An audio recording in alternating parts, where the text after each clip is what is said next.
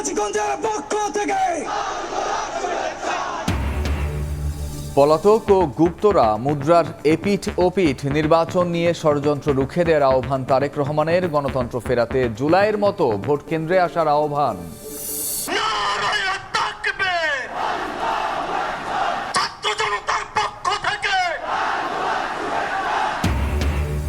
গুপ্ত বলে উপহাসকারীদের চেহারা আয়নায় দেখার আহ্বান জামায়াত আমিরের। দুর্নীতি চাঁদাবাজি ছাড়লে দেশ গড়তে সঙ্গে নেয়ার ঘোষণা, জবাবদিহি নিশ্চিতের অঙ্গীকার। বাড়ছে নির্বাচনী সহিংসতা, হামলা হত্যাকাণ্ড উত্তাপ ছড়াচ্ছে ভোটের পরিবেশে। রাজনৈতিক দলগুলোর পুরনো মনোভাবকে দুষছেন বিশ্লেষকরা, দায় এড়াতে পারে না প্রশাসনও। ঘুরে দাঁড়ানোর চেষ্টায় সরকারি ব্যাংক, 4 প্রতিষ্ঠানে আমানত বেড়েছে 50,000 কোটি টাকা। সুশাসন নিশ্চিত হলে ভালো অবস্থানে যাওয়ার আশা, খেলাপি আদায়ে শক্ত পদক্ষেপ নেওয়ার আহ্বান। এবং সুনামগঞ্জে হাওরের অস্থায়ী বাঁধ নির্মাণ কাজে ধীরগতি, 1.5 মাসে হয়েছে মাত্র 40%। বৃষ্টি হলেই ফসলি জমি তলিয়ে যাওয়ার শঙ্কা, নির্ধারিত সময়ে শেষ করার আশ্বাস।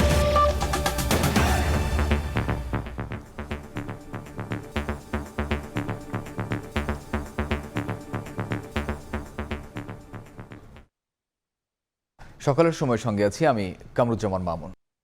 পলাতকদের সঙ্গে মিশে থাকা গুপ্তরা মুদ্রার এপিঠ ওপিঠ। ভোট নিয়ে ষড়যন্ত্র ও বিভ্রান্তি রুখে দেওয়ার আহ্বান জানিয়েছেন বিএনপি চেয়ারম্যান তারেক রহমান। সিরাজগঞ্জে নির্বাচনী জনসভায় তিনি বলেন, বিএনপি ক্ষমতায় গেলে এই জেলা হবে তাঁত শিল্পনগরী, দেশের তাঁত পণ্য রফতানি হবে বিদেশে। পরে টাঙ্গাইলে জনসভায় গণতন্ত্র ফেরাতে জুলাই গণঅভ্যুত্থানের মতো ভোট কেন্দ্রে মানুষকে আসার আহ্বান জানান তারেক রহমান। মিজানুর রহমানের ক্যামেরায় আহমেদ সালেহিনের রিপোর্ট। সিরাজগঞ্জের পক্ষ থেকে লাল গোলাপ শুভেচ্ছা। অপেক্ষা, প্রিয় মানুষকে দেখতে যত আয়োজন, লাখো মানুষের গগন বিদারীর স্লোগানে প্রকম্পিত সিরাজগঞ্জ। অপেক্ষার অবসান হতেই উচ্ছ্বাসে মেতে ওঠেন বিএনপি নেতাকর্মী, সমর্থক ও সাধারণ মানুষ। তারেক রহমান এগিয়ে চলো, সিরাজগঞ্জবাসী তোমার সাথে। বিসিক শিল্প পার্কের মঞ্চে এসে উপস্থিত জনতার ভালোবাসায় সিক্ত হন বিএনপি চেয়ারম্যান তারেক রহমান। হাত নেড়ে সবার প্রতি কৃতজ্ঞতা জানান তিনি। 2 দশক পর সিরাজগঞ্জে আসেন বিএনপি চেয়ারম্যান। বরাবরের মতোই নির্বাচনী প্রচারণায় সহধর্মিণী ডাক্তার জুবাইদা রহমানও তার সঙ্গে ছিলেন। 12 তারিখে যদি আপনারা জবাব দিতে পারেন ধানের শীষে সিল মারার মাধ্যমে, তাহলে সেই স্বৈরাচাররা যারা আপনার অধিকার কেড়ে নিয়েছিল তারা তাদের জবাব পাবে। বিএনপি চেয়ারম্যান তার বক্তব্যে সব দল, মত ও ধর্মবর্ণের মানুষকে সঙ্গে নিয়ে দেশ গঠনের কথা জানান। বলেন, বিএনপি ক্ষমতায় গেলে সিরাজগঞ্জ হবে তাঁত শিল্প নগরী। কৃষক, শ্রমিক, মেহনতি মানুষের জন্য পরিকল্পনার কথা জানান তারেক রহমান। আগামী দিনে আমরা সিরাজগঞ্জ, পাবনায় উৎপাদিত তাঁত পণ্য আমরা সমগ্র বিশ্বে আমরা রফতানি করতে চাই। বিএনপি চেয়ারম্যান বলেন, সমালোচনা নয়, মানুষ জানতে চায় তাদের জন্য কে কোন পরিকল্পনা হাতে নিয়েছে। বিএনপির রাষ্ট্র পরিচালনার অভিজ্ঞতা আছে, তাই দেশ ও মানুষের জন্য তাদের পরিকল্পনাও আছে, যা বাস্তবায়নে সাধারণ মানুষের সমর্থন চান তারেক রহমান। বাংলাদেশের মানুষ এখন দেখতে চায় যে কোন রাজনৈতিক দল কি পরিকল্পনা গ্রহণ করবে দেশ এবং জনগণের জন্য, যাতে জনগণ এবং দেশ আগামীতে সামনের দিকে এগিয়ে যেতে পারে। আমরা আপনাদের সামনে পরিকল্পনা দিয়েছি প্রিয় ভাই বোনেরা, বিএনপি আপনাদের সামনে পরিকল্পনা দিয়েছে এবং এই মুহূর্তে বিএনপি একমাত্র রাজনৈতিক দল যেই দলের অভিজ্ঞতা আছে কিভাবে দেশকে সুন্দরভাবে সামনের দিকে পরিচালিত করতে হয়। একটি গোষ্ঠী জনগণকে বিভ্রান্ত করতে জানিয়ে বিএনপি চেয়ারম্যান সবাইকে তাদের বিষয়ে সতর্ক থাকার আহ্বান জানান। বলেন, গুপ্ত থেকে তারা পতিত স্বৈরাচার সরকারের সঙ্গে এক হয়ে কাজ করেছে। তারা পতিতদের এপিঠ আর ওপিঠ বলেও মন্তব্য করেন তারেক রহমান। আমাদেরকে সতর্ক থাকতে হবে যে জুলাই আগস্টে গত 16 বছর ধরে আমাদের যে সকল ভাই বোনেরা নিজের জীবন উৎসর্গ করে দিয়েছে এই দেশের মানুষের অধিকার প্রতিষ্ঠিত করার জন্য, সেই অধিকারকে আবার যেন ষড়যন্ত্র করে কেউ স্তব্ধ করে দিতে না পারে, ছিনিয়ে নিয়ে নিতে না পারে। যারা এসে বিভ্রান্তিমূলক কথা ছড়াবে তাদের একটাই নাম, তারা হচ্ছে গুপ্ত। কারণ তাদেরকে গত 16 বছর আমরা দেখি নাই। তারা এদের সাথে মিশে ছিল, যারা 5 তারিখে পালিয়ে গিয়েছে তাদের সাথে তলে তলে এরা মিশে ছিল। সব সময় দেখবেন এরা সব একই সাথে ছিল, এপিঠ আর ওপিঠ। সিরাজগঞ্জের এই জনসমাবেশ থেকে শেষ হলো তারেক রহমানের উত্তরের জনপদে নির্বাচনী প্রচারণা। নানা প্রতিশ্রুতির পাশাপাশি তিনি আবারও ধানের শীষের পক্ষে ভোট চাইলেন।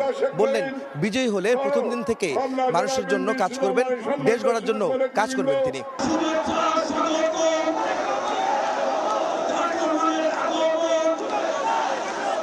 সিরাজগঞ্জ থেকে টাঙ্গাইলের জনসভায় যোগ দেন তারেক রহমান। গণতন্ত্র ফেরাতে জুলাই গণঅভ্যুত্থানের মতোই মানুষকে ভোট কেন্দ্রে আসার আহ্বান জানান বিএনপি চেয়ারম্যান। 5 তারিখে দল মত নির্বিশেষে বাংলাদেশের জনগণ যেমন রাজপথে নেমে এসেছিল, ঠিক একইভাবে আগামী 12 তারিখের নির্বাচনে আপনারা যারা ভোটার, আপনাদের সকলকে ভোট কেন্দ্রে নেমে আসতে হবে। গণতন্ত্র ও মানুষের অধিকার রক্ষায় 12ই ফেব্রুয়ারি জনগণ ধানের শীষের পক্ষে ভোট দেবে বলে প্রত্যাশা করেন বিএনপি চেয়ারম্যান। 12 তারিখে আপনারা বাংলাদেশের মানুষের ভাগ্যের পরিবর্তন করতে পারেন সঠিক ব্যক্তির পক্ষে রায় প্রদানের মাধ্যমে। আহমেদ সালেহীন, সময় সংবাদ। দুই দশক পর খুলনা অঞ্চল সফরে যাচ্ছেন বিএনপি চেয়ারম্যান তারেক রহমান। কাল খুলনা ও যশোরে নির্বাচনী জনসভায় বক্তব্য রাখবেন তিনি। সফর ঘিরে উচ্ছ্বসিত নেতাকর্মীরা।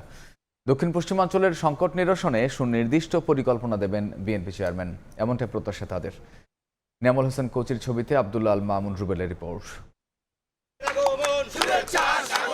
সংসদ নির্বাচনকে সামনে রেখে প্রচারণায় ব্যস্ত প্রার্থী, নেতাকর্মী ও সমর্থকরা। নির্বাচনের এমন ডামাডোলের মধ্যেই খুলনা অঞ্চলে সফরে আসছেন বিএনপি চেয়ারম্যান তারেক রহমান। সোমবার সকাল 11টায় খুলনার খালিশপুরের প্রভাতী স্কুল মাঠে বক্তব্য রাখবেন তিনি। সমাবেশ থেকে খুলনা, বাগেরহাট ও সাতক্ষীরার 14টি আসনের প্রার্থীদের পরিচয়ও করিয়ে দিবেন দলের প্রধান।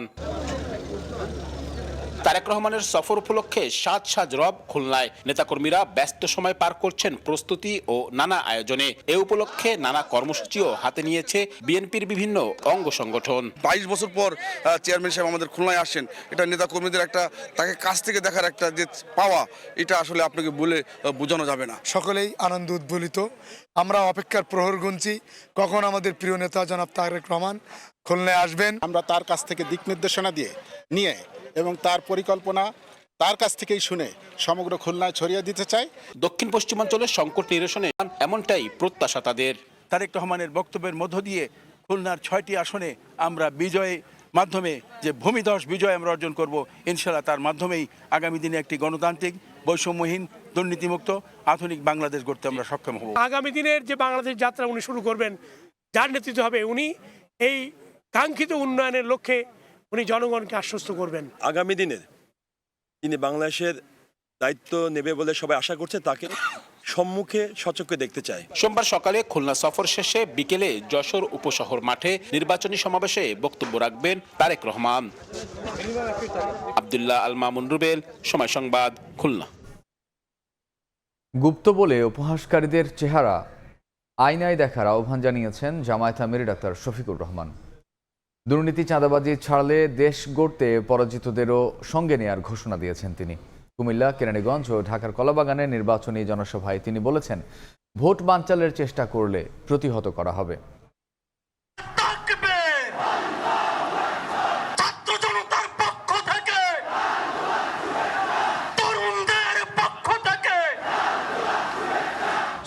স্লোগানে মুখরিত কুমিল্লার 14 গ্রাম পাইলট উচ্চ বিদ্যালয় মাঠ। নির্বাচনী জনসভায় উপস্থিত নানা বয়সী মানুষ। একে একে মঞ্চে আসেন 11 দলের শীর্ষ নেতারাও।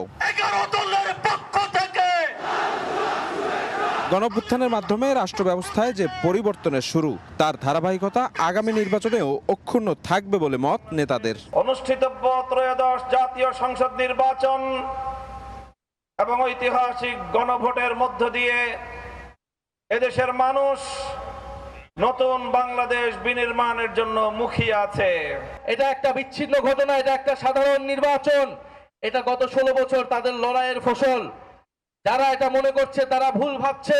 আমরা স্পষ্টভাবে বলে দিতে চাই, নির্বাচনকে তারা হস্তক্ষেপ করার চেষ্টা করে, তাদের বিরুদ্ধে বাংলাদেশের জনগণ দাঁড়াবে। বক্তব্যে সবার জন্য নিরাপদ বাংলাদেশ বিনির্মাণের অঙ্গীকার করেন জামায়াত আমির। দুর্নীতি, চাঁদাবাজি ছাড়লে নির্বাচনে পরাজিতদেরও দেশ গড়তে সঙ্গী করার কথা জানান ডাক্তার শফিকুর রহমান। আমরা যদি বিজয়ী হই, আমরা তাদেরকেও বলবো, আসেন আপনারা অবদান রাখেন। শর্ত মাত্র 3টা মানলেই হবে। নাম্বার 1, স্বীকার করতে হবে নিজেকে অপরাধ করবেন না, নিজে কেউ দুর্নীতি করবেন না, ব্যাংক ডাকাতি, শেয়ার মার্কেট লুট করবেন না, জনগণের পকেটে হাত দিবেন না এবং কোনো দুর্নীতিবাজকে নিজের বগলের তলে আশ্রয় দেবেন না। পরেই কুমিল্লার নিমসারে পথসভায় জামায়াত আমির বলেন, ক্ষমতায় গেলে জামায়াতের সকল প্রতিনিধি থাকবেন জবাবদিহিতার আওতায়। আমরা উন্মুক্ত ময়দানে আজকে ঘোষণা দিয়ে যাচ্ছি, তার প্রত্যেকটি কাজের দিকে আপনারা তীক্ষ্ণ নজর রাখবেন। যদি জনস্বার্থের বিরুদ্ধে তার দ্বারা কিছু হয়, সাথে সাথে ধরে ফেলবেন, ছাড় দিবেন না। এই ধরে ফেলাটাই হবে তাকে সহযোগিতা করা। চট্টগ্রাম সফরের দ্বিতীয় দিনে কুমিল্লার বিভিন্ন এলাকায় জনসভা এবং পথসভা করেছেন জামায়াত আমির ডাক্তার শফিকুর রহমান। এসব কার্যক্রমে তিনি এই এলাকার মানুষদের জন্য আলাদা পরিকল্পনার কথা জানিয়েছেন, যা বাস্তবায়িত হবে আগামী নির্বাচনে জয়ী হওয়ার পর। ইঞ্জিনিয়ার নাবিলা তাসনিম। এরপর বিকেলে ঢাকার কেরানীগঞ্জে নির্বাচনী জনসভায় 11 দলীয় ঐক্যের প্রার্থীদের হাতে দাড়িপাল্লা ও শাপলাকলি প্রতীক তুলে দেন জামায়াত আমির। যারা অন্যদের গুপ্ত বলে উপহাস করছে, তাদের নিজেদের চেহারা আয়নায় দেখার আহ্বান জানান তিনি। নিজেই যারা গুপ্ত হয়ে উদাও হয়ে গিয়েছিল বছরের বছর, যারা মজলুমদেরকে বলে এরা নাকি গুপ্ত আর সুপ্ত। ভাই, একটু নিজের দিকে সবাই তাকাই।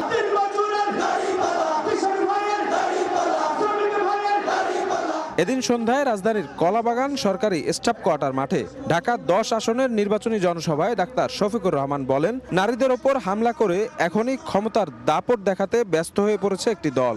এ সময় ভোট বানচালের চেষ্টা করলে প্রতিহতের হুঁশিয়ারি দেন তিনি।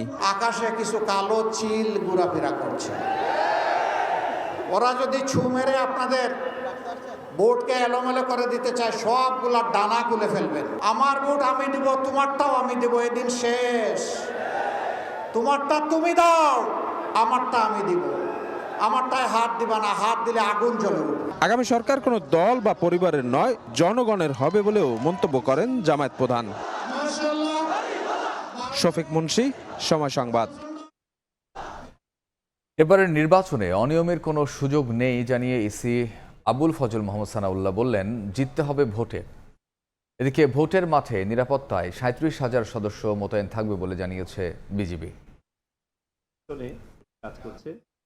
নির্বাচন উপলক্ষে ভোলা জেলার আইন শৃঙ্খলা রক্ষাকারী সেল এবং ভিজিল্যান্স টিমের সাথে আলোচনা সভায় অংশ নেন নির্বাচন কমিশনার আবুল ফজল মোহাম্মদ সানাউল্লাহ। অংশ নেন জেলা প্রশাসক, পুলিশ সুপার সহ জেলার শীর্ষ কর্মকর্তারা। আজ পর্যন্ত কোনো ইনস্ট্রাকশন আপনাদেরকে দেওয়া হয় নাই যেটা পক্ষপাতমূলক, ভবিষ্যতেও দেওয়া হবে না। এ সময় নির্বাচনে আইন শৃঙ্খলা বাহিনীকে নিরপেক্ষভাবে দায়িত্ব পালনের আহ্বান জানান নির্বাচন কমিশনার। 1 নম্বর পূর্ব শর্ত হচ্ছে স্বচ্ছতা। যা করবেন স্বচ্ছভাবে করবেন। there is nothing that needs to be hidden. কোনো কিছু হাইড করার কিচ্ছু নেই। শতকরা 100% নিরপেক্ষ থাকতে হবে। যখন আমি আমার দায়িত্ব পালন করছি, আর কোনো আমার পছন্দ অপছন্দ নাই, এক সুতাও ডানে থেকে বামে যাওয়া যাবে না। সকল প্রার্থী, সকল দলকে সমানভাবে ট্রিটমেন্ট করতে হবে। এদিকে রাজধানীর মিরপুরে জাতীয় সুইমিং কমপ্লেক্সে বিজিবির অস্থায়ী বেজ ক্যাম্পে সংবাদ সম্মেলন করে সংস্থাটির ঢাকা সেক্টর। বলা হয়, নির্বাচনে আইন শৃঙ্খলা নিয়ন্ত্রণে কোনো ধরনের মারণাস্ত্র ব্যবহারের পক্ষে নয় বিজিবি।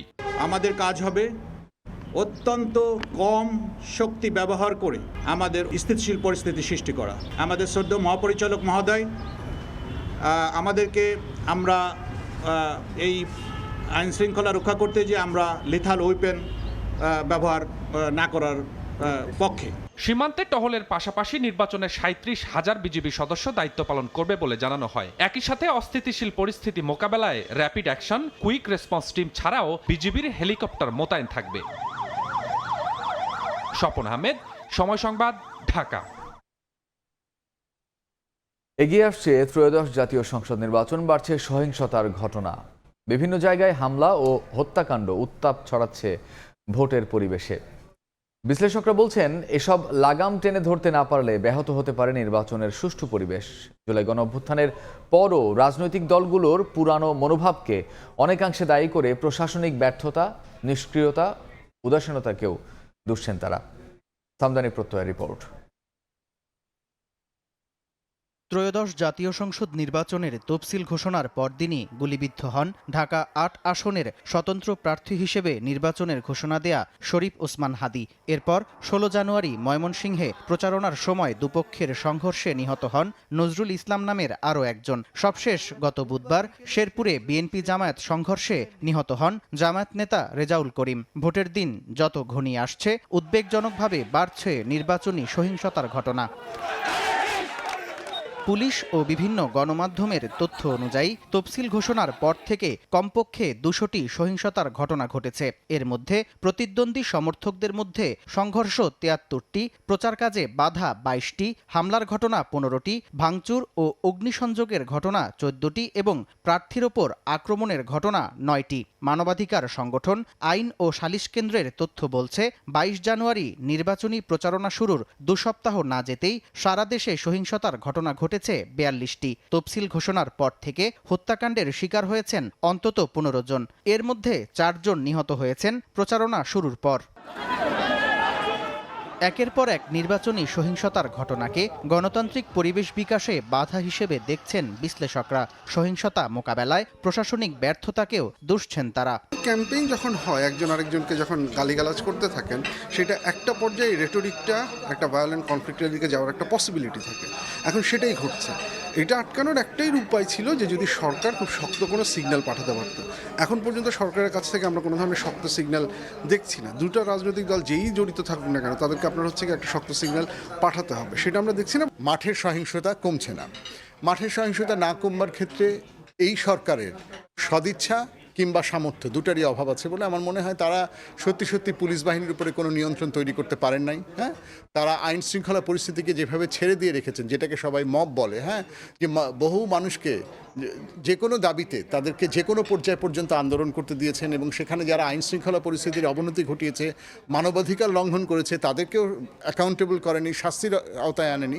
সংঘাতপূর্ণ এলাকাগুলোকে আলাদাভাবে চিহ্নিত করে এখনই বিশেষ ব্যবস্থা নেয়ার পরামর্শ দিয়েছেন বিশ্লেষকরা। স্থানীয় প্রশাসন যে ব্যবস্থাগুলো নিচ্ছে, শোকজ করা, কাউকে সতর্ক করা, এগুলো বাংলাদেশের বাস্তবতায় খুবই মামুলি ব্যবস্থা। দেশের প্রচলিত আইন এবং নির্বাচনী যে আচরণবিধি, সেটি অনুযায়ী যথাযথ যদি ব্যবস্থা গ্রহণ করা সম্ভব হয় অভিযুক্তদের বিরুদ্ধে, তখন এই ধরনের সংঘাত সহিংসতা কমে আসবে। এছাড়া এটা নিয়ন্ত্রণ করাটা খুব কঠিন। এর আগের 5টি সংসদ নির্বাচনে নির্বাচনী সহিংসতায় প্রাণ হারিয়েছেন অন্তত ১৬৫ জন, আহত হন কমপক্ষে ৩৫০০। এর মধ্যে সবচেয়ে বেশি প্রাণহানির ঘটনা ঘটে ২০১৪ সালের একতরফা নির্বাচনে। সে নির্বাচনে নিহত হয়েছিল ১১৫ জন। প্রতিটি নির্বাচনই সূচনা করে পরিবর্তনের, তবে এ পরিবর্তন কখনো কেড়ে নেয় কারো আপনজন, কারো সন্তান। প্রতি বছর রাজনৈতিক সহিংসতায় প্রাণ হারান অসংখ্য মানুষ। বিশেষজ্ঞরা বলছেন, সহিংসতা বন্ধে শুধু কাগজে কলমে নয়, প্রয়োজন দৃষ্টান্তমূলক পদক্ষেপের। সামদানি প্রত্যয়, সময় সংবাদ, ঢাকা। নানা কৌশলে ঘুরে দাঁড়ানোর চেষ্টা করছে সরকারি ব্যাংকগুলো। বিশাল অঙ্কের খেলাপির মধ্যেই বছর শেষে 4 প্রতিষ্ঠানে আমানত বেড়েছে ৫০,০০০ কোটি টাকা, নগদ অর্থ আদায় হয়েছে প্রায় ৩০,০০০ ও রেমিটেন্স আয় প্রায় ৬৫,০০০ কোটি টাকা। বেড়েছে খেলাপি অর্থেরও আদায়। ব্যাংকাররা বলছেন, সুশাসন নিশ্চিত হলে ভালো অবস্থানে যাবে প্রতিষ্ঠানগুলো। খেলাপির অর্থ আদায়ে রাজনৈতিক সরকারকে শক্ত পদক্ষেপ নিতে হবে বলছেন অর্থনীতিবিদরা। কাজল আব্দুল্লাহ রিপোর্ট।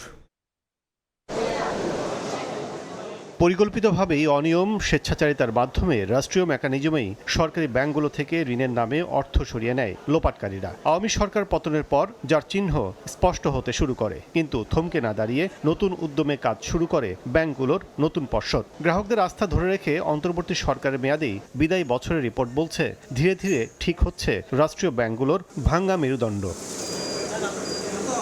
তথ্য অনুযায়ী ২০২৫ সালে ব্যাংকগুলোতে গ্রাহকরা জমা রেখেছেন ৫০,৪৩০ কোটি টাকা। ক্যাশ রিকভারি হয়েছে ৪,২৫৫ কোটি টাকা। প্রবাসীদের আয়েও চমক দেখিয়ে রেমিটেন্স আয় করেছে ৬৫,০০০ কোটি টাকা। এছাড়া খেলাপি অর্থ আদায়ের হার বাড়ায় ব্যাংকাররা বলছেন, মার্চের মধ্যেই আশান্বিত পর্যায়ে নামবে মন্দ ঋণের পরিমাণ। আমানত আহরণের জন্য কিন্তু আমাদের কিন্তু বিশেষ কোনো ইনিশিয়েটিভ নিতে হয় না, কারণ হলো সোনালী ব্যাংকের প্রতি মানুষের আস্থাটা অনেক বেশি। এই কারণেই তারা কিন্তু স্বেচ্ছায় কিন্তু আমানত রাখে। এই বছরের আদায়ের বৎসর হিসেবে চিন্তা করছি এবং আমরা আশা করতেছি 25% মার্চের ভিতরে শ্রেণীকৃত ঋণ নামায় আনার, এটা আমরা কিছুটা আশাবাদী। ব্যাংকগুলোকে সবচেয়ে বেশি সংকটে রেখেছে হেভিওয়েট খেলাপিদের মাধ্যমে বেহাত হওয়া হাজার হাজার কোটি টাকার ঘাটতি, যা রাজনৈতিক সরকারের সহযোগিতা ছাড়া উদ্ধার সম্ভব নয় বলছেন অর্থনীতিবিদরা। দেশের ব্যবসায়ীরাই কিন্তু অনেক ক্ষেত্রে রাজনীতির সাথে ওতপ্রোতভাবে জড়িত। এরাই যদি আবার সংসদে নির্বাচিত হয়ে আসেন, তাহলে কিন্তু তারা আইন আদালতের তোয়াক্কা করবেন না, তারা হয়তো নতুন কোনো নিয়ম কানুন তৈরি করবেন যাতে করে তারা সুবিধাটা পেয়ে থাকেন। আমার কাছে মনে হয় যে এই রাষ্ট্রায়ত্ত প্রতিষ্ঠানগুলোকে, জনগণের প্রতিষ্ঠানগুলোকে আমরা যদি বাঁচিয়ে রাখতে চাই, তাহলে রাজনৈতিক সদিচ্ছা, ব্যবসায়িক মহলের সদিচ্ছা এবং সংশ্লিষ্ট প্রতিষ্ঠানগুলোর কিন্তু আসলে খুব বড় মাত্রায় সদিচ্ছা এখানে কিন্তু প্রয়োজন হয়। আর্থিক খাতের দীর্ঘ পথ চলা সরকারি ব্যাংকগুলো দেশের যে কোনো সংকট বা দুর্যোগে নানাভাবে ভূমিকা রাখে এই প্রতিষ্ঠানগুলো। তাই বৃহৎ স্বার্থে আর্থিক খাতে নিরাপত্তা নিশ্চিতের পাশাপাশি পরিচালনায় স্বচ্ছ ও স্বাধীন ভাবমূর্তি ধরে রেখে এগিয়ে যাওয়ার পরামর্শ সংশ্লিষ্টদের। কাজল আব্দুল্লাহ, সময় সংবাদ, ঢাকা।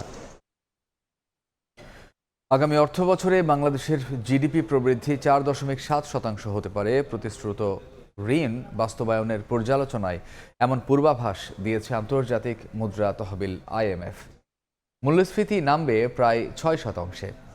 এদিকে এলজিসি থেকে উত্তরণের প্রেক্ষাপটে টেকসই প্রবৃদ্ধি নিশ্চিত করতে বাংলাদেশকে দ্রুত ও সাহসী কাঠামোগত সংস্কারে যেতে হবে বলে পরামর্শ সংস্থাটির। চলতি অর্থবছর দেশের জিডিপি প্রবৃদ্ধির লক্ষ্যমাত্রা 5% ধরে যখন এগোচ্ছে অন্তর্বর্তী সরকার, সেখানে আন্তর্জাতিক মুদ্রা তহবিল IMF বলছে তা হবে 4.7%। সংস্থাটির পূর্বাভাস, আগামী বছরও একই হারে বাড়বে বাংলাদেশের জিডিপি। তবে রাজস্ব আয় বাড়িয়ে ব্যাংক খাতের দুর্বলতা মোকাবিলা করতে পারলেই কেবল এই অর্জন সম্ভব হবে বলেও সতর্ক করেছে IMF। সংস্থাটি তাদের পূর্বাভাসে জানিয়েছে, চলতি অর্থবছর দেশের মূল্যস্ফীতি থাকতে পারে 8.9%, যা প্রায় 6% নামতে পারে 2026-27 অর্থ বছরে। IMF সতর্ক করছে, নীতিগত সংস্কারে দেরি, বিনিময় হার সংস্কার থেকে সরে আসে এবং রাজস্ব শৃঙ্খলায় দুর্বলতা দেখা দিলে বাড়বে ঝুঁকি। ব্যাংক খাত সংস্কার, কর ব্যবস্থার উন্নয়ন, ভর্তুকি যৌক্তিককরণ এবং সুশাসন জোরদারের ওপর গুরুত্ব দিয়েছে সংস্থাটি। একই সঙ্গে মুদ্রানীতি কঠোর রাখা, রিজার্ভ বাড়ানো, কর্মসংস্থান সৃষ্টি এবং রফতানি বৈচিত্র্য আনার পরামর্শ দিয়েছে IMF। সংস্থাটি বলছে, এলডিসি থেকে উত্তরণের প্রেক্ষাপটে টেকসই প্রবৃদ্ধি নিশ্চিত করতে বাংলাদেশকে দ্রুত ও সাহসী কাঠামোগত সংস্কারে যেতে হবে। জানু শিফাত, সময় সংবাদ। চট্টগ্রামের নিউমোরিং টার্মিনাল বিদেশিদের কাছে ইজারার সিদ্ধান্তের প্রতিবাদে নিবার দ্বিতীয় দিনের মতো ধর্মঘট পালন করছেন বন্দর শ্রমিক কর্মচারীরা। এই মুহূর্তে সেখানে আছেন সহকর্মী ফেরদৌস লিপি, সরাসরি যাচ্ছি তার কাছে। লিপি, দ্বিতীয় দিনের মতো শ্রমিক কর্মচারীদের ধর্মঘট শুরু হয়েছে সকাল 8টা থেকে। বন্দরের ভেতরের অভ্যন্তরীণ যে ধরনের অপারেশনাল কার্যক্রম তা সব ধরনের বন্ধ রয়েছে এবং আজকে দ্বিতীয় দিনে যে ধর্মঘট, সেই ধর্মঘটে কিন্তু প্রশাসনিক কিংবা দাপ্তরিক যে কাজ সেটাও বন্ধ রাখার ঘোষণা দিয়েছিলেন শ্রমিক কর্মচারী যারা আছেন তারা। এবং আপনি জানেন যে গতকাল 4 জন শ্রমিক কর্মচারীকে তাৎক্ষণিক বদলি করা হয়েছে আন্দোলনে নেতৃত্ব দেওয়ার কারণে। এবং এছাড়া আমরা দেখেছি মধ্যরাতে সিএমপির পক্ষ থেকে এই বন্দর এলাকায় সভা সমাবেশ সহ বিভিন্ন ধরনের যে মিছিল মিটিং সেগুলো নিষেধাজ্ঞা জারি করা হয়েছে। শুধুমাত্র নির্বাচনের প্রচারণার যে সভা সমাবেশ বা মিছিল সেগুলো বাদে এবং আগামী 1 মাস অর্থাৎ 2 মার্চ পর্যন্ত সেই যে নিষেধাজ্ঞা সেটা বহাল থাকবে এমন একটা গণবিজ্ঞপ্তি কিন্তু সিএমপির পক্ষ থেকে জারি করা হয়েছে। অর্থাৎ আমরা বলতে পারি যে বন্দর ইজারা ইস্যুতে চট্টগ্রাম বন্দর এখন উত্তপ্ত অবস্থায় আছে এবং সকাল 8টার আগ পর্যন্ত কিন্তু আমরা বিভিন্ন ধরনের ট্রাক, লরি বিভিন্ন গেট দিয়ে বের হতে দেখেছি পণ্য ডেলিভারির যে কার্যক্রম। কিন্তু 8টার পর এখনো পর্যন্ত আমরা কোনো ধরনের যে কাভার্ড ভ্যান কিংবা পণ্যবাহী যে লরিগুলো আছে সেগুলো কিন্তু কোনো গেট দিয়ে বের হতে কিংবা বন্দরের অভ্যন্তরে প্রবেশ করতে দেখিনি। এবং এই প্রেক্ষিতে সকাল 11টার দিকে শ্রমিক কর্মচারী ঐক্য পরিষদ যেটা স্কোপ সেটা কিন্তু কালো পতাকার মিছিল রেখেছে এবং যদিও নিষেধাজ্ঞা রয়েছে মিছিল মিটিং নিয়ে, এবং এর আগে আমরা দেখেছি যে পরশুদিন কিন্তু চট্টগ্রাম বন্দর কর্তৃপক্ষ এই যে বিশেষ করে ধর্মঘটকে কেন্দ্র করে কোনো ধরনের বিশৃঙ্খলা যেন সৃষ্টি না হয় সে কারণে কঠোর অবস্থানের কারণে তারা একটা বিজ্ঞপ্তি প্রকাশ করেছেন। এবং এর বাইরে আমরা দেখেছি যে আমদানি রফতানি কার্যক্রম যেন স্বাভাবিক থাকে, সে স্বাভাবিক রাখার জন্য তারা বলছেন যে কোনো ধরনের বিশৃঙ্খলা কিংবা আন্দোলনের সাথে সম্পৃক্ততা সেই তারা বরদাস্ত করবে না। এবং সেই প্রেক্ষিতে কিন্তু আন্দোলনের নেতৃত্বদানকারী 4 জনকে তাৎক্ষণিকভাবে গতকাল বদলি করা হয়েছে। তো সকাল 11টার দিকে কর্মচারী এবং শ্রমিকরা একটি কালো পতাকার মিছিল করার কথা রয়েছে বন্দর এলাকায়। তো এই ছিল আমার কাছে এখনো পর্যন্ত চট্টগ্রাম বন্দরে যে শ্রমিক এবং কর্মচারীদের ধর্মঘট চলছে তার সর্বশেষ।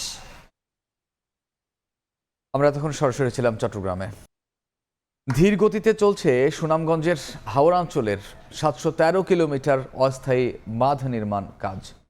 গত 1.5 মাসে হয়েছে মাত্র 40% কাজ। ফেব্রুয়ারিতে বৃষ্টি হলে বাঁধের মাটি পাশের ফসলি জমি ও নদীতে মিশে যাবে বলছেন এলাকাবাসী। ঠিকাদারি প্রতিষ্ঠান বলছে মাটি স্বল্পতায় তাদের কাজ করতে বেগ পেতে হচ্ছে, আর সঠিক সময়ে কাজ শেষ করার আশ্বাস পানি উন্নয়ন বোর্ডের। হিমাদ্রি শেখর ভদ্রের পাঠানো তথ্য ও এবাদুল হক রুজেলের ছবি নিয়ে রিপোর্ট।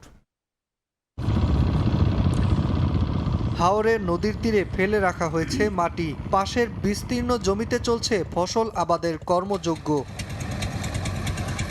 2025 সালের 15 ডিসেম্বর সুনামগঞ্জের 12টি উপজেলার 143টি হাওরে শুরু হয় 713 কিলোমিটার অস্থায়ী বাঁধ নির্মাণ কাজ।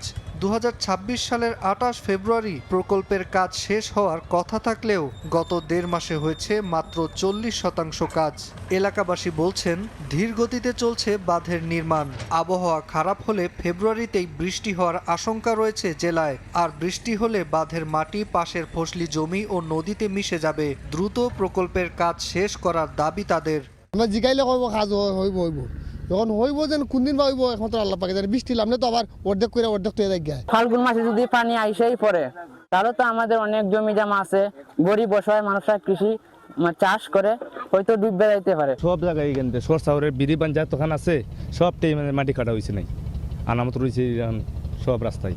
মাটি মনে করেন ভাঙিয়েছে, বাংলে না দেওয়া পর্যন্ত কিচ্ছু হইতো না, এখন পর্যন্ত কোনো মাটি দেওয়া হয়েছে না। ঠিকাদারি প্রতিষ্ঠান বলছে মাটি স্বল্পতায় তাদের কাজ করতে বেগ পেতে হচ্ছে, আর সঠিক সময়ে কাজ শেষ করার আশ্বাস পানি উন্নয়ন বোর্ডের। সকল পক্ষ আন্তরিকভাবে কাজ করে তাহলে 28 ফেব্রুয়ারির মধ্যে এই কাজটা উঠানো সম্ভব। এই কাজে কোনো ধরনের গাফলতি প্রকাশ করে আমরা আইনানুগ ব্যবস্থা নেব।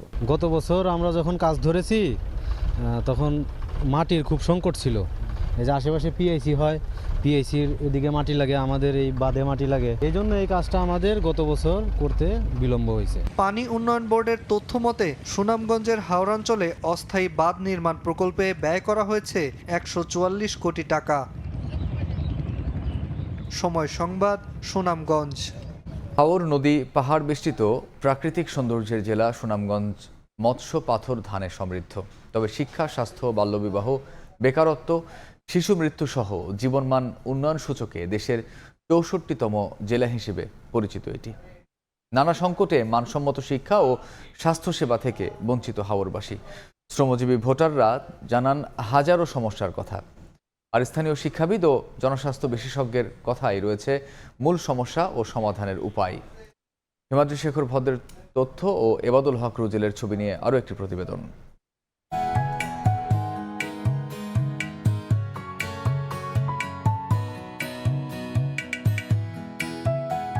সিলেট বিভাগের সবচেয়ে দরিদ্র জেলা হলেও হাওর নদী পাহাড় বেষ্টিত অপরূপ প্রাকৃতিক সৌন্দর্যের জেলা সুনামগঞ্জ। মরমী কবি হাসন রাজা, রাধারমন দত্ত, দূরবীন শাহ, শাহ আব্দুল করিমের বাউলিয়ানার জনপদ এটি। প্রয়াত কবি মমিনুল মইজদিনের কবিতার শহর, গানের শহর, জোছনার শহর, আড্ডার শহর এই সুনামগঞ্জ আজ বড় অভাবী জনপদ। 3,747 বর্গ কিলোমিটার আয়তনের এ জেলায় 12টি উপজেলা, 4টি পৌরসভা ও 88টি ইউনিয়নে রয়েছে 5টি সংসদীয় আসন। জেলার 28 লাখ মানুষ এখনও প্রত্যক্ষ ও পরোক্ষভাবে কৃষি ও মৎস্য খাতে জড়িত। এসব মানুষের খাদ্য চাহিদা মিটিয়ে 6,91,174 মেট্রিক টন চাল থাকে উদ্বৃত্ত। যত কিছু জিনিসের মধ্যে সব জিনিসের দাম বলতি, এইটা যে কে কমাইবো না কমাইবো এইরকম মানুষের তো আমরা দরকার আছে। কৃষক তো ঠিক মতো বসতে পারতেছে না, বসার জায়গা নাই। একজনের জায়গায় 3 জন, 3 জনের জায়গায় 5 জন। জেলার 12টি উপজেলার মধ্যে 7টি সরকারিভাবে দুর্গম হাওর এলাকা। নয়নাভিরাম, টাঙ্গুয়ার হাওর, নীলাদ্রি লেক, বারিকটিলা, জাদুকাটা নদী, লাকমাছড়া, শিমুল বাগান। বর্ষাকালে নৌপথে হাজার হাজার পর্যটক ভিড় করেন এখানে, কিন্তু শুষ্ক মৌসুমে গাড়ি চলাচল না করায় পর্যটকের সংখ্যা নেমে আসে শূন্যে। ভালো মানুষ, সৎ মানুষ আমরা সংসদে চাই। নির্বাচন আমরা চাই, নির্বাচন হইতে হইব। নির্বাচন না হলে তো সরকার পাইতাম না, আমরা বিচার পাইতাম না, কার কাছে যাই মানতা দিই। বছরের অর্ধেক সময় হাওড়াঞ্চল পানিতে নিমজ্জিত থাকে, তাই মাছ ধরা, কৃষিকাজ, বালি পাথর উত্তোলন ছাড়া নেই বিকল্প কোনো কর্মসংস্থান। নেই কৃষি, মৎস্য, বালি পাথরকে কেন্দ্র করে স্থাপিত শিল্প কারখানা ও বিশেষ অর্থনৈতিক অঞ্চল। তাই বছরের 9 মাস বেকার থাকে হাওরের বিশাল জনগোষ্ঠী। আমরা কাজ পাওয়া যান, একদিন এলে একদিন ঘুরে যাওয়ার লাগে। মাছের অবস্থান বানাইতে বড় খাতের দরকার, বিভিন্ন আকারের পুকুরের দরকার। কাজ নাই, মাছ ধরে লেখাপড়া নাই, গরিব মানুষ। এদিকে শিক্ষা খাতেও পিছিয়ে রয়েছে এ জেলা। মানসম্মত শিক্ষা ও শিক্ষক সংকুলতায় শিক্ষা বঞ্চিত রয়েছে অনেক শিশু, তাই বাড়ছে বাল্যবিবাহের হার। হাসপাতালগুলোতে ডাক্তার, নার্স সংকটের পাশাপাশি রয়েছে সুচিকিৎসার অভাব। বাড়ছে অপুষ্টি, মাতৃমৃত্যু, শিশু মৃত্যু। জেলার উন্নয়নে তাই দরকার মহাপরিকল্পনা বলে মনে করেন শিক্ষাবিদরা। যেহেতু এটা ভূ প্রাকৃতিক দিক থেকে শুরু করে প্রত্যেকটা দিক দিয়ে সম্পূর্ণ আলাদা, এই ভাটি অঞ্চলের জন্য গভর্নমেন্টের সম্পূর্ণ আলাদা পলিসি করতে হবে। তো এখানে সাস্টেইনেবল উন্নয়নের জন্য প্যাকেজ সিস্টেম করতে হবে। জেলার 27% মানুষ বাস করেন দারিদ্র্য সীমার নিচে, যা সিলেট বিভাগের সর্বোচ্চ ও সারা দেশের মধ্যে 11তম স্থানে রয়েছে। সময় সংবাদ, সুনামগঞ্জ। সারা দেশের মতো পিরোজপুরেও বইছে ত্রয়োদশ জাতীয় সংসদ নির্বাচনের হাওয়া। গরম চায়ের কাপে চুমুক দিতে দিতে সাধারণ মানুষের আড্ডায় জমে উঠেছে ভোটের খোশ গল্প। প্রার্থীদের প্রতিশ্রুতির ফুলঝুরি নয়, উন্নয়ন বঞ্চিত পিরোজপুরবাসী চান নির্বাচিত জনপ্রতিনিধিদের হাত ধরে কাঙ্ক্ষিত উন্নয়ন। ভোটারদের প্রত্যাশার খবর জানাচ্ছেন রিপোর্টার জিয়াউল হক জিয়া।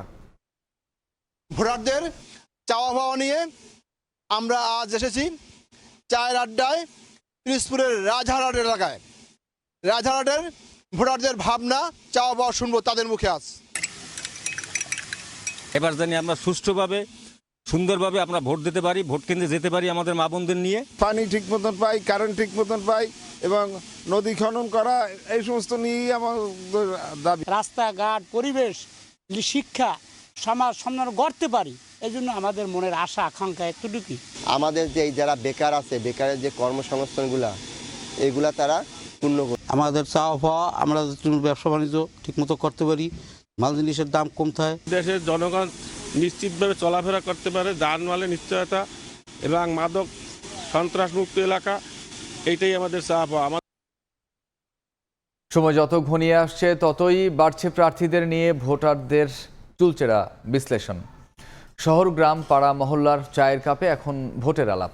সবার চাওয়া একটাই, যোগ্য জনপ্রতিনিধি যারা কাজ করবেন চিকিৎসা, শিক্ষা ব্যবস্থা সহ নানা সংকট নিরসনে। ভোটারদের প্রত্যাশার খবর জানাচ্ছেন রিপোর্টার গোলাম নবী দুলাল।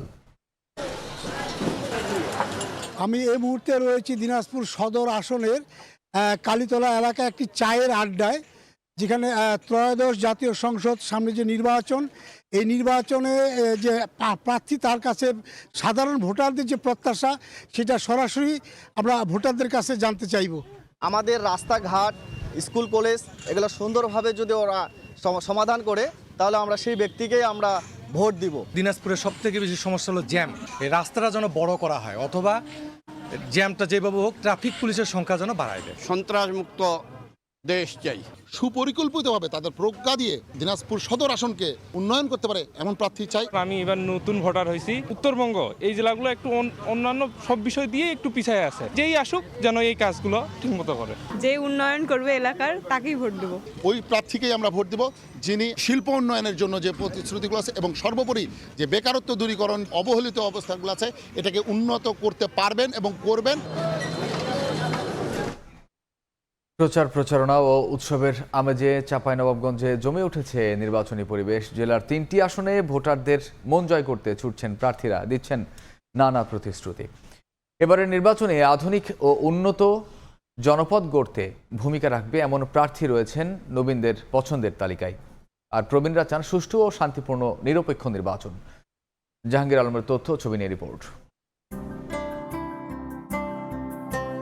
চাঁপাইনবাবগঞ্জের নবাবগঞ্জ সরকারি কলেজ থেকে স্নাতক শেষ করা শিক্ষার্থী ইমাম হোসেন এবার প্রথমবারের মতো ভোট দেবেন। উচ্চ শিক্ষার জন্য বিদেশে যাওয়ার আগেই ভোট দিতে চান তিনি। আসন্ন জাতীয় সংসদ নির্বাচনে ভোট দেওয়ার অপেক্ষায় সে সৎ ও যোগ্য প্রার্থীকে বেছে নেবেন বলে জানান এই নবীন ভোটার। আমার অনুভূতিটা আসলে বেস্ট, এবং আমি যখন ভোট দিব তখন হয়তো জিনিসটা আরো এক্সাইটেড বেড়ে যাবে। একটা গণভোট আছে আর একটা যে জাতীয় নির্বাচন সেটাও আছে, তো একসাথে দুইটা ভোট দিতে পারবো, এটাও কিন্তু আর একটা বড় পাওয়া। আমরা চেষ্টা করব যে যেন আমাদের সঠিক সিদ্ধান্তটা আমরা নিতে পারি। ইমাম হোসেনের মতোই আসন্ন জাতীয় সংসদ নির্বাচনে দল নয়, প্রার্থীকে মূল্যায়ন করে ভোট দিতে চান তরুণ প্রজন্মের নতুন ভোটাররা। মার্কা দেখে না দিয়ে মানে ব্যক্তি হিসেবে নৈতিক বেশি আসে তাদেরকে আমরা ভোট দেব। পিছিয়ে পড়া জনগোষ্ঠী, নারী, অলভার সবাই যেন সমান তালে এগিয়ে যেতে পারে, এরকম মানুষকে সবাই তরুণ প্রজন্ম বিশেষ করে চাইবে। জেলার প্রবীণ ভোটারদের প্রত্যাশা, কোনো ধরনের অপ্রীতিকর ঘটনা ছাড়াই সুষ্ঠু ও শান্তিপূর্ণ পরিবেশে হবে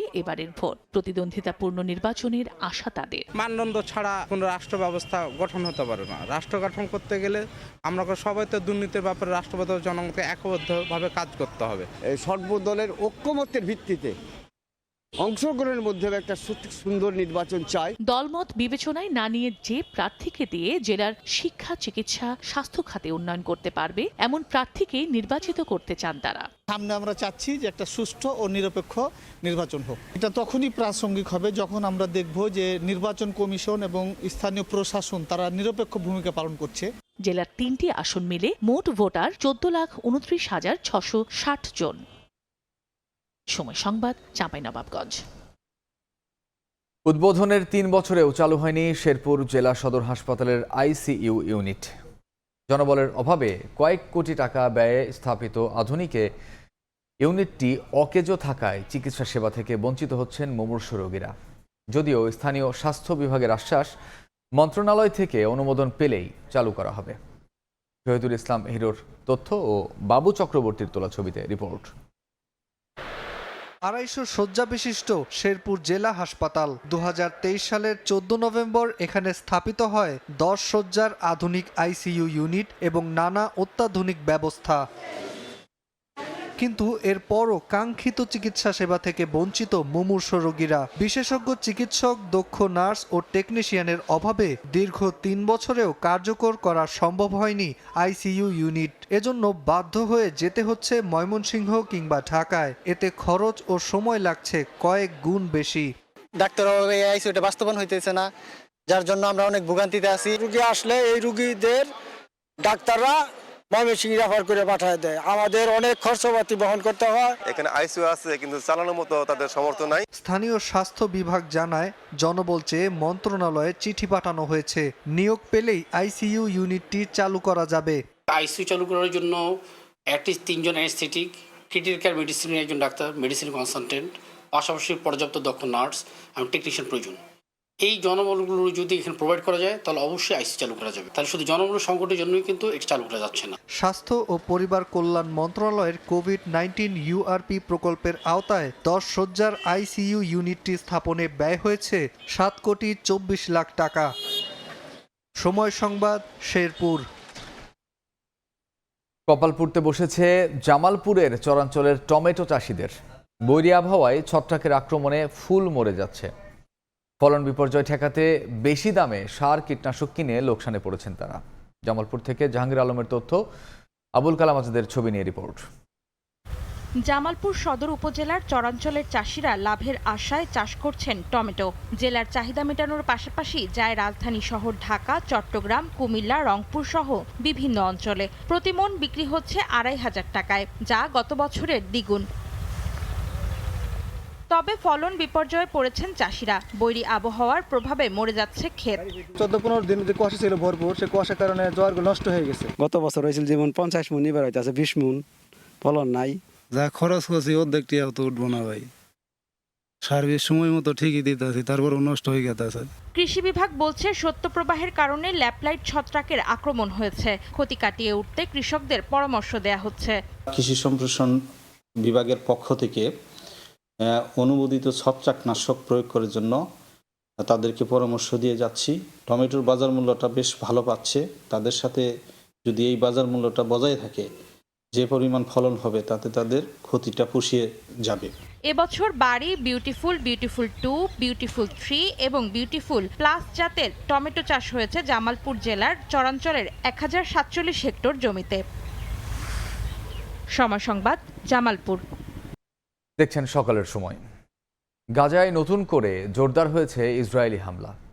স্থানীয় সময় শনিবার অঞ্চলটির জুড়ে নেতানিয়াহু বাহিনীর হামলায় অন্তত 31 জন ফিলিস্তিনি নিহত হন। ইসরায়েলের দাবি, হামাসের যুদ্ধবিরতি লঙ্ঘনের জবাবে তারা এই হামলা চালিয়েছে। তবে এই অভিযোগ প্রত্যাখ্যান করেছে হামাস। স্থানীয় সময় শনিবার ভোর থেকেই গাজা সিটি ও দক্ষিণাঞ্চলের খান ইউনিসে বিমান হামলা চালায় ইসরায়েল। ফিলিস্তিনের স্বাস্থ্য মন্ত্রণালয় জানায়, হামলাগুলো আবাসিক এলাকা, অস্থায়ী আশ্রয় কেন্দ্র ও আশপাশের অবকাঠামোকে লক্ষ্য করে চালানো হয়। খান ইউনিস শহর ও এর আশপাশে ইসরায়েলি ট্যাঙ্ক থেকে গোলা বর্ষণেরও খবর পাওয়া গেছে। এতে বসতবাড়ি ও রাস্তাঘাট ক্ষতিগ্রস্ত হয়। গাজা সিটির শেখ রাদওয়ান এলাকায় একটি পুলিশ স্থাপনায় হামলার কথা জানিয়েছে গাজার স্বরাষ্ট্র মন্ত্রণালয়। ওই হামলায় পুলিশ সদস্য ও কর্মীরা নিহত হন বলে নিশ্চিত করে হাসপাতাল সূত্র। ইসরায়েলি সামরিক বাহিনী বলছে, গাজার বিভিন্ন অংশে একযোগে হামলা চালানো হয়েছে। তাদের দাবি, রাফার পূর্বাঞ্চলে মাটির নিচে স্থাপনা থেকে বেরিয়ে আসা ব্যক্তিদের শনাক্ত করার পর সেখানে আঘাত হানা হয়। গাজার মধ্যাঞ্চলের কিছু এলাকায় অস্ত্র সংরক্ষণাগার, উৎপাদন কেন্দ্র ও উৎক্ষেপণ স্থল লক্ষ্য করে হামলার কথাও জানায় তারা। হামাসের যুদ্ধবিরতি লঙ্ঘনের জবাবে এই হামলা চালানো হয় বলে জানায় নেতানিয়াহু প্রশাসন। আইডিএফ এর দাবি, হামাসের অস্ত্র গুদাম, উৎক্ষেপণ স্থল এবং কয়েকজন কমান্ডারকে লক্ষ্যবস্তু করা হয়েছে। তবে এই দাবি প্রত্যাখ্যান করে হামাস বলছে, বেসামরিক হতাহতের দায় আড়াল করতেই এসব বক্তব্য দেওয়া হচ্ছে। তারা যুক্তরাষ্ট্র সহ মধ্যস্থতাকারীদের হস্তক্ষেপ চেয়েছে।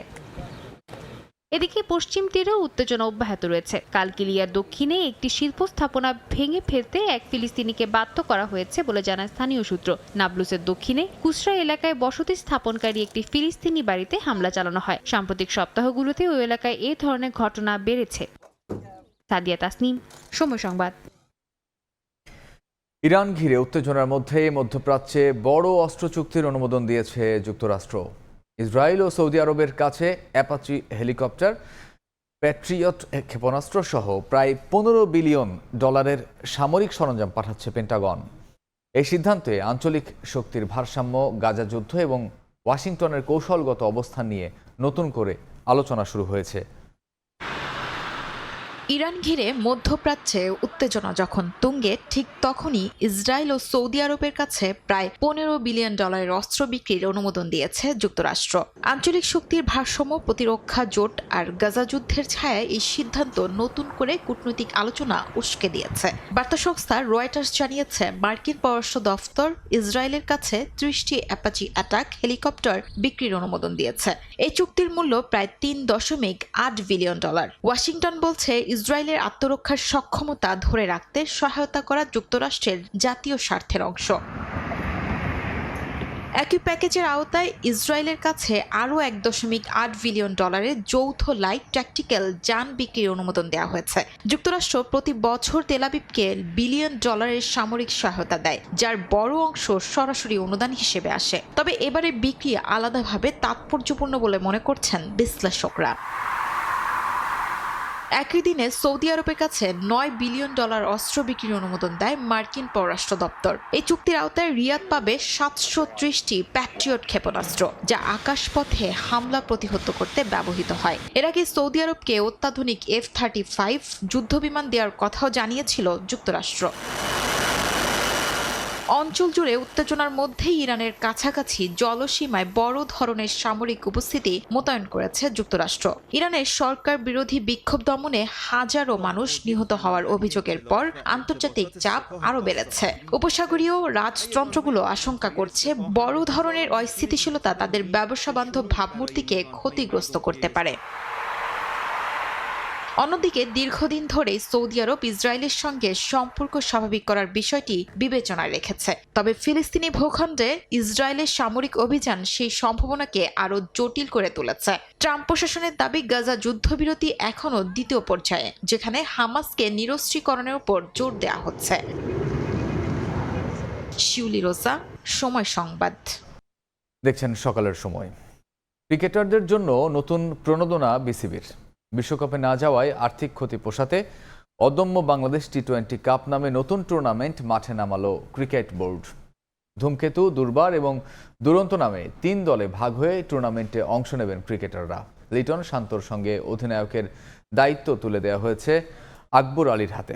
মিরপুরের ক্রিকেট স্টেডিয়ামে 5 ফেব্রুয়ারি থেকে শুরু হয়ে টুর্নামেন্ট চলবে 9 ফেব্রুয়ারি পর্যন্ত। প্রতিদিন ম্যাচের আগে দর্শকদের জন্য থাকবে মনোজ্ঞ সাংস্কৃতিক আয়োজন।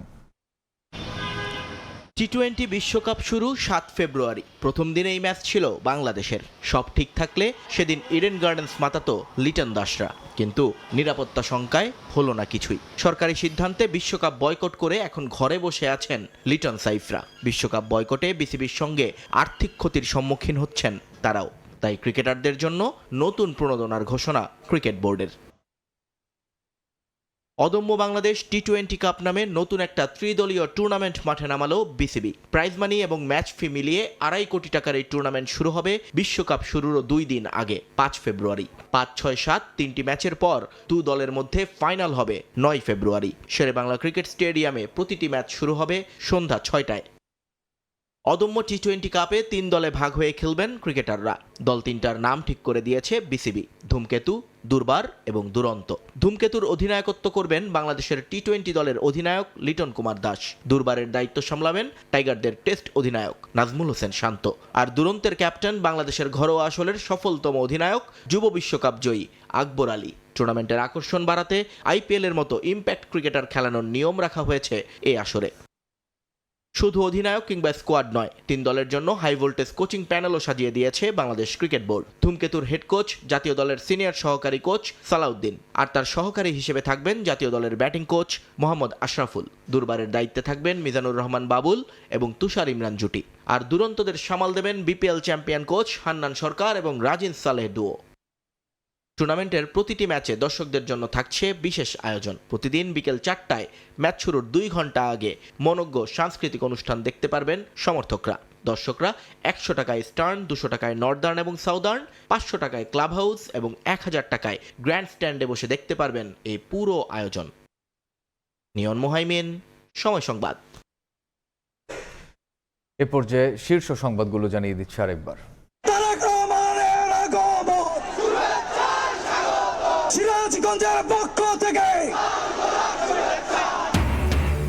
পলাতক ও গুপ্তরা মুদ্রার এপিঠ ওপিঠ নির্বাচন নিয়ে ষড়যন্ত্র রুখে দেওয়ার আহ্বান তারেক রহমানের। গণতন্ত্র ফেরাতে জুলাইয়ের মতো ভোট কেন্দ্রে আসার আহ্বান।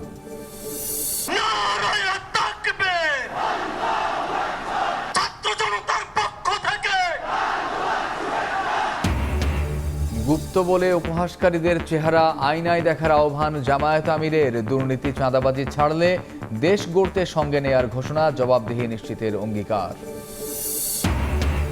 এবং বাড়ছে নির্বাচনী সহিংসতা, হামলা, হত্যাকাণ্ড, উত্তাপ ছড়াচ্ছে ভোটের পরিবেশে। রাজনৈতিক দলগুলোর পুরানো মনোভাবকে দুষছেন বিশ্লেষকরা, দায় এড়াতে পারে না প্রশাসনও।